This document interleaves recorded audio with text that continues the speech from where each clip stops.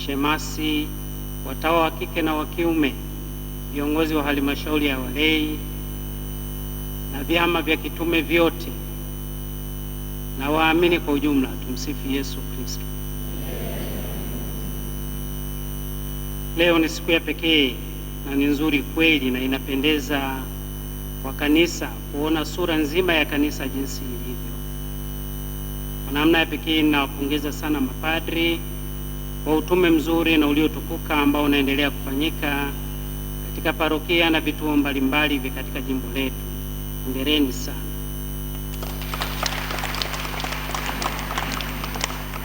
Lakini pia niwashukuru na kuwapongeza watawa wote ambao wanashirikiana kwa namna ya pekee sana na mapadri hawa katika uinjilishaji.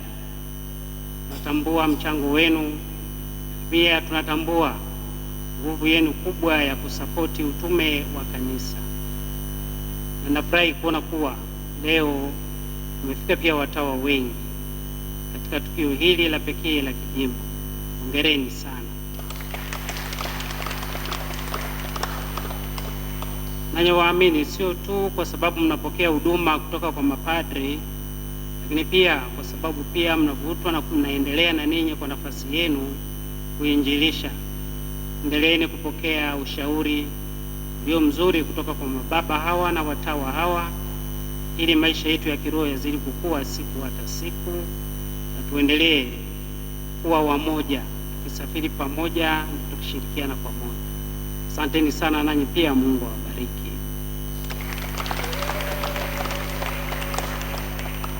Ninyi wanahabari, nimewashukuru katika watu wote, siseme kuwa nimewaacha.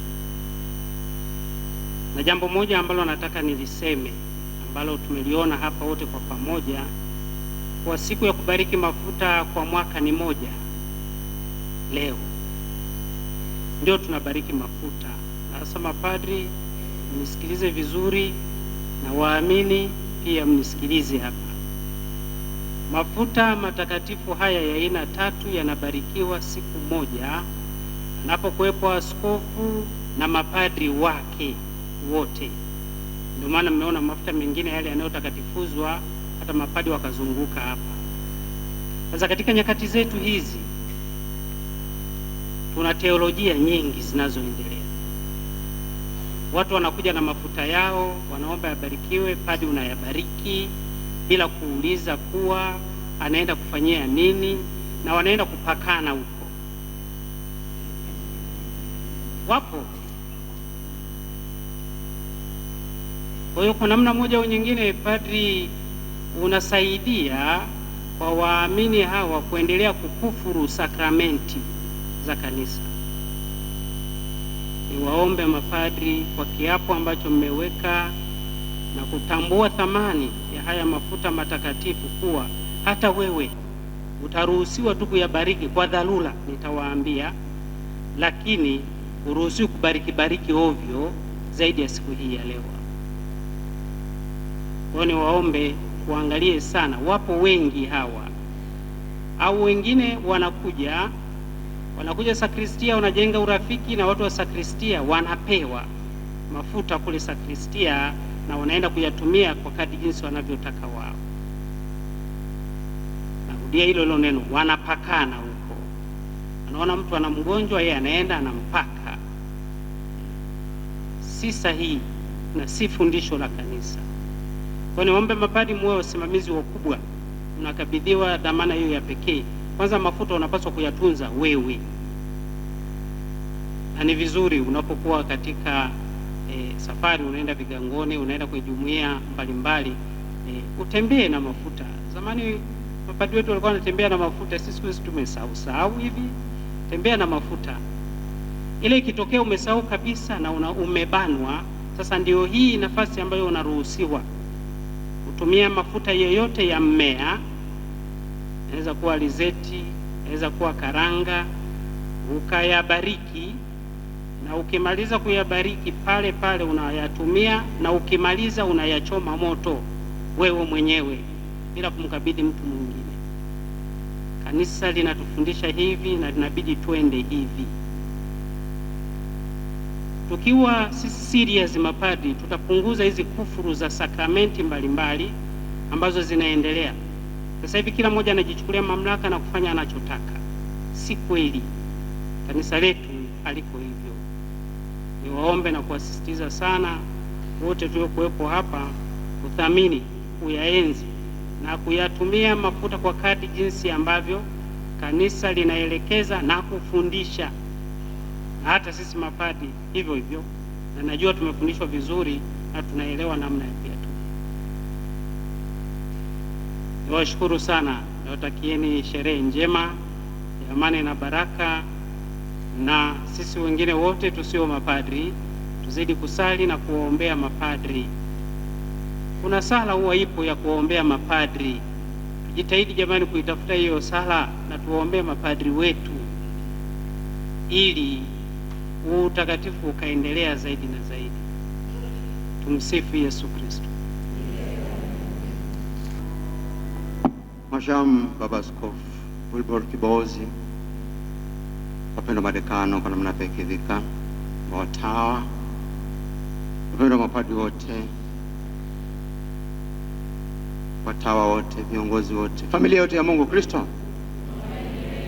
Nianze hapo alipomalizia Padre Abel kwenye mafuta. Kwa miaka miwili sasa tumekuwa tukitoa chupa. Padri unakuja tu bila chupa, tunakupatia. Yote ni mema, lakini niombe kuanzia mwaka kesho zile chupa tunazowapa mrudi nazo. Zile za mwaka jana simnazo, na mwaka huu tunawapa tena. Sasa mwaka kesho mje na zile za mwaka jana. Haya, uchumi wa kubana matumizi.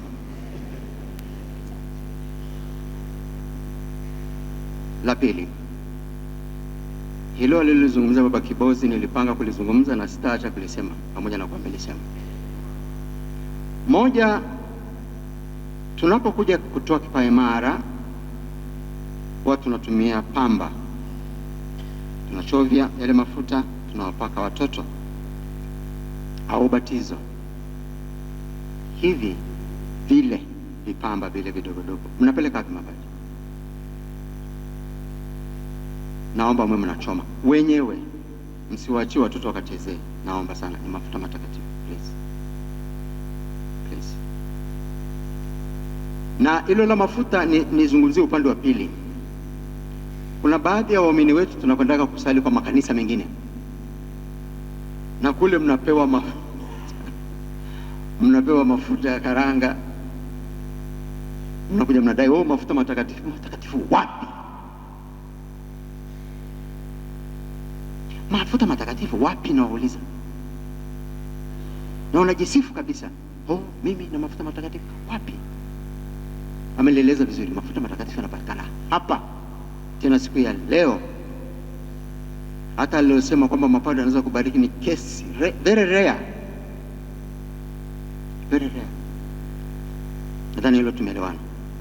Tafadhali sana, na tuyatunze kweli. Wengine wana mafuta miaka 10 iliyopita yameshaota ukungu bado nyema. Tafadhali, yale ambayo yameshaharibika kachome. Hasa kwenye vile vidao vile vidogo vile ambavyo unaweka kidole hivi, ndio huwa anapata ukungu fulani na rangi fulani hivi. Ikishafikia kwenye rangi hayafai, kachome. Nadhani tumeelewana. Wazungumzaji wengine wameongea, padre ameongea kuhusu popular mission.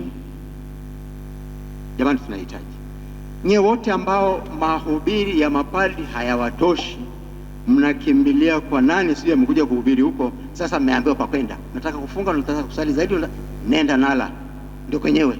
Sio unakimbia watu ambao wanakwenda kukuchafulia tu imani yako na mafundisho sahihi ulifundishwa na mama kanisa. Tumepata mahali namba 10. Mengine ambayo nataka kusema, kuna kitu ambacho sikutamka kabisa wakati wa mahubiri. Sio kwamba niliacha kwa kusahau. Sikushukuru kwa jinsi tulivyojitahidi kwenye fungu la 10. Sikusahau. Nililiacha mahali hapa, niliseme niwashukuru na niongeze. Kwanza asanteni sana waheshimiwa sana mapadri na ndugu zangu. Mmefanya vizuri kweli kweli kweli. Asante sana.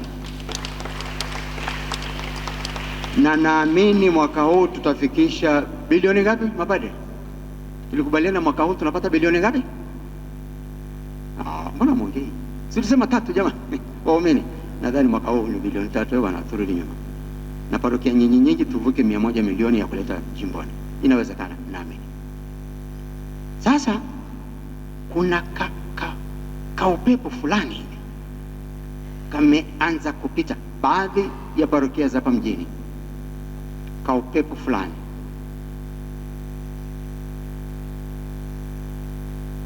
Tulikubaliana kwamba tuwaeleze Wakristo wetu watoe fungu la 10 kwa uaminifu, na sisi percent yetu tuweke na ya kanisa kuu ya askofu tulete kwa uaminifu. Na tukifanya hilo vizuri, tuliwaahidi Wakristo wetu kwamba tutapunguza sana michango. Tukakubaliana. Sasa kumeanza huu upepo wa ajabu kwa sehemu chache, na naomba nilizungumze. Baada ya hilo fungu la 10, michango mingine inayoruhusiwa ni ile ya kisheria. Kwa mfano St. Peter's Pen au mchango wa Ijumaa Kuu, na ile mingine ambayo ni ya kanisa, ni ya lazima, tunaielewa. Kristo Mfalme na hivyo, Pentecoste hivyo. Niombe katabia kusema kuna na zaka, na watu wengine wamepewa mpaka risiti kabisa, zaka ambayo shilingi 3 zaka. Tafadhali, tulisema tunaweka fungu la 10 badala ya zaka. Moja hiyo. La pili, kuna hii lugha ya kusema mavuno, misa ya mavuno.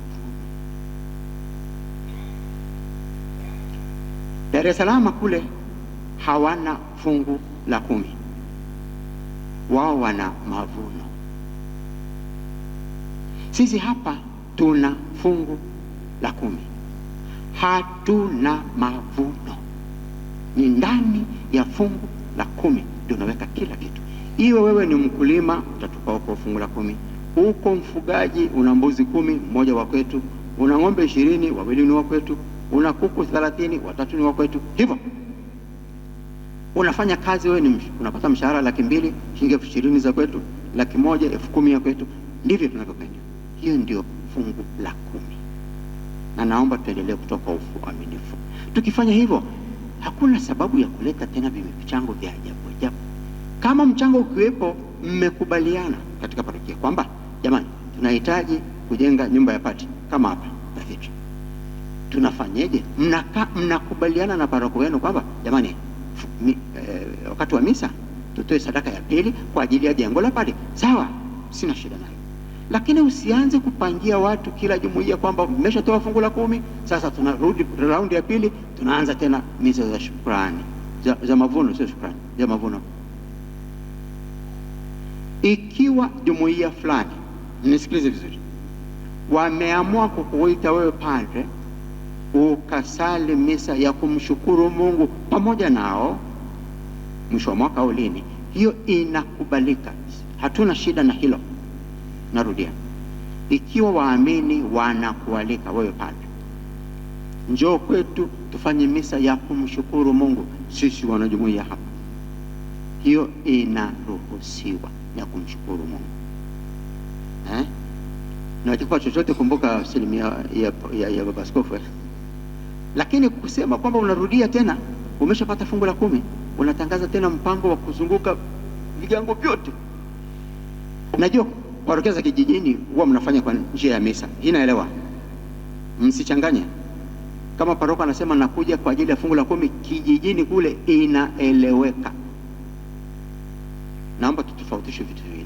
Na ndio maana nikasema ni kwa wachache hapa mjini. Wengine wengi sina shida nani, endeleeni na mpango wenu, isipokuwa wale mjini walioanza hiyo top up ya ajabu. Na narudia, unaweza kuifanya kama wamekuita Wakristo wenyewe. Sasa tumeelewana? Napo ya fungu la 10, mapadre, nimewapongeza kwa shughuli mzuri mnayofanya.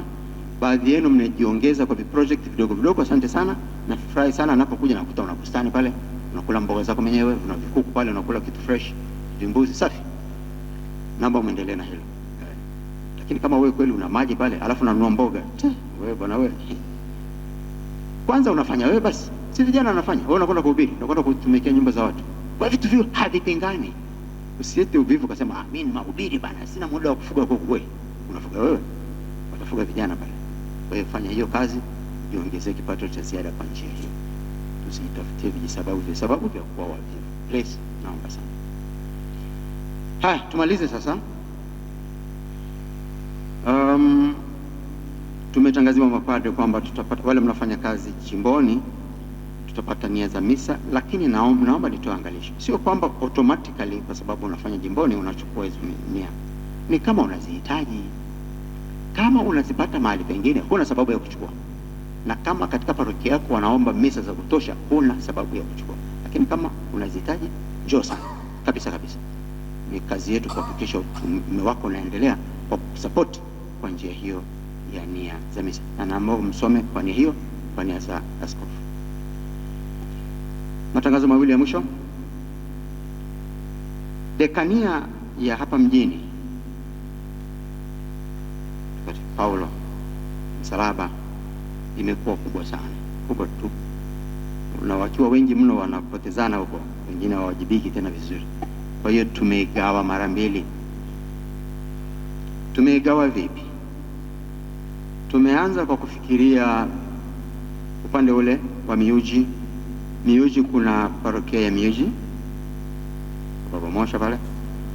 Ile parokia imezaa Mpama, mtoto wa Miyuji, na itazaa mwaka huu Msalato ambayo itakuwa nayo parokia. Kwa hiyo Miyuji imezaa watoto wawili, wanakuwa watatu. Tukisogea kidogo tunakutana na Baba Ngimba pale kwa Matano, St. Ignatius amemzaa Mlima C, St. Peter Clever. Kwa hiyo hawa wanakuwa wangapi? Watano. Lakini ukianza kuchunguza nani kawazaa Miyuji na St. Ignatius, ni Keindege.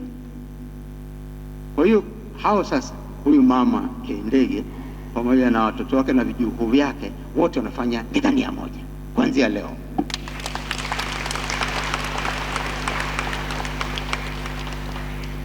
Kwa hiyo naamini sasa Paulo Msalaba pamoja na dekania mpya ambayo itakuwa chini ya msimamizi wa Mtakatifu Jema Delgani, naomba mkae sasa viongozi, muanze kuchagua viongozi wa dekania. Na dekana wetu kwa parokia na kwa dekania mpya atakuwa Baba Mutambo wa kanisa kuu, wa kanisa Keindege. Mwisho naomba sasa tubariki kile kitabu, tuzindue rasmi ile kitabu cha watoto, Protection of Child Protection, na mambo Baba Maksaro mkurugenzi aje hapa mbele.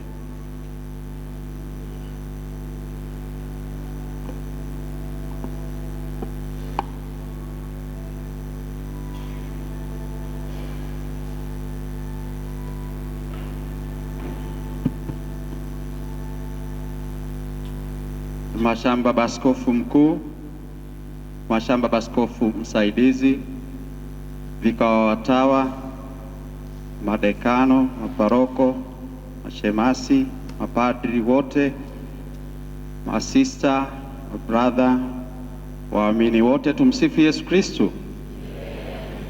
Pende kwa namna pekee kutumia nafasi hii kumshukuru Mwenyezi Mungu kwa zawadi ya daraja takatifu la upadre na kwa sherehe yetu ya leo.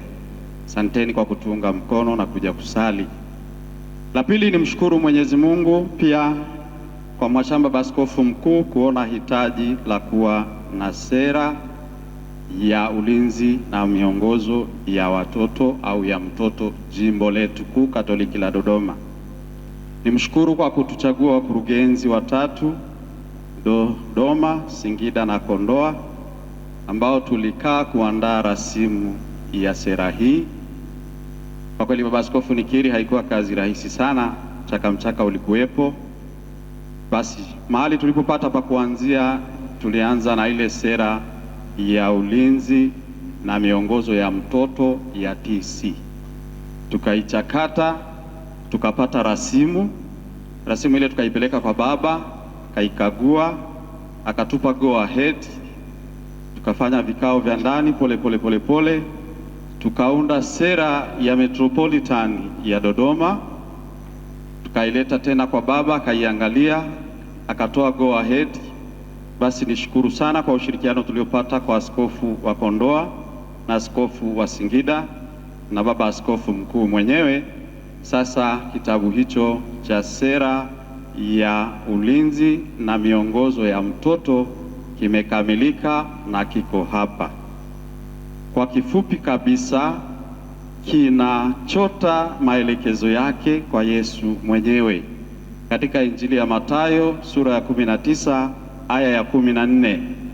Waacheni watoto wadogo waje kwangu, kwa maana ufalme wa mbinguni ni kwa ajili ya watoto kama hao. Kila mmoja wetu anaalikwa kumlinda mtoto. Mtoto ana haki ya uhai, ana haki ya elimu, ana haki ya maadili, ana haki ya kulindwa na manyanyaso yoyote.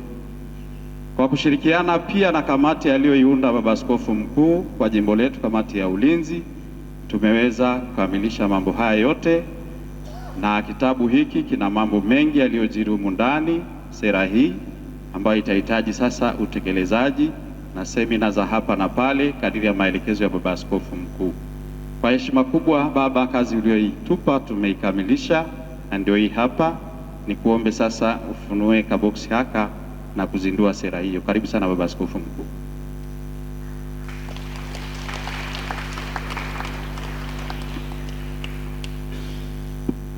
Wapendwa familia ya Mungu, sera yenyewe ndio hii, na wakati wa mahubiri nimeisemea na tutaendelea kuisemea mahali pengine. Nipende kuchukua nafasi kumshukuru sana Padre Makusaro pamoja na ile timu kwa kazi nzuri waliofanya. Kazi imebaki kwetu ukitumia. Naomba tupongeze kwa nguvu kabisa.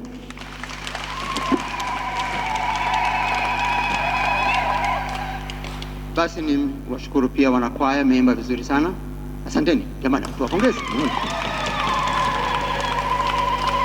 Wanahabari tulishawapongeza, asanteni sana. Lakini unapoongea juu ya kwaya, nimalizie, naomba kwaya zote jimbo hili tujue kwamba jamani, kiongozi kijogoo parokiani ni paroko, ndio ana neno la mwisho.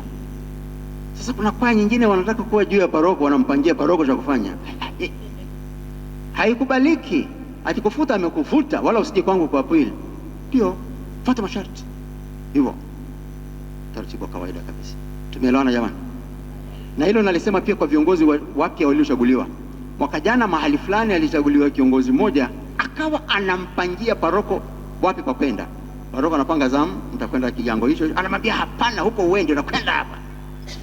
Jamani, viongozi nye, basi natakie wiki kwenye baraka nyingi, tuhudhurie ibada mbalimbali, Alhamisi Kuu, Ijumaa Kuu, Jumamosi, Pasaka, na Mwenyezi Mungu ashushe baraka zake nyingi sana, tuwe tofauti kabisa tunapoanza tena maisha ukurasa wa pili baada ya Pasaka. Tumsifu Yesu Kristo.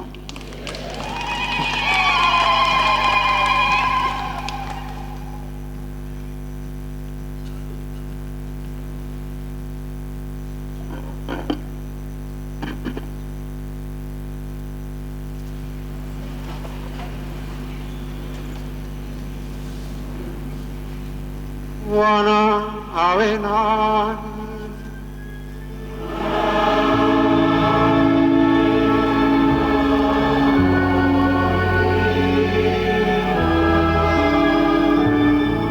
Jina la Bwana litukuzwe.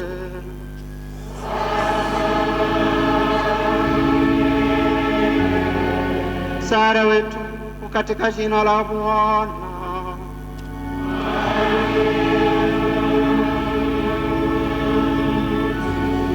Awalinde na kuwabariki Mungu Mwenyezi, Baba na Mwana na Roho Mtakatifu.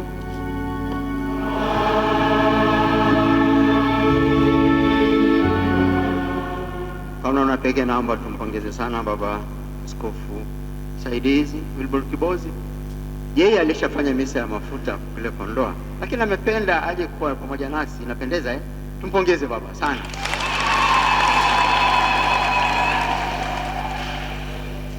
Umati wa mapadri ni wengi kweli, sidhani kama alibaki mgonjwa tena sana. Naomba tena tuwapongeze mapadri jamani. Tutaomba baada ya kumaliza hapa mapadri tupige picha please, pamoja na askofu definitely, alafu pia wale wa kikundi cha Ekaristi taomba na nyie mje kupiga picha. Nendeni na amani, mkimtukuza Bwana kwa maisha yenu.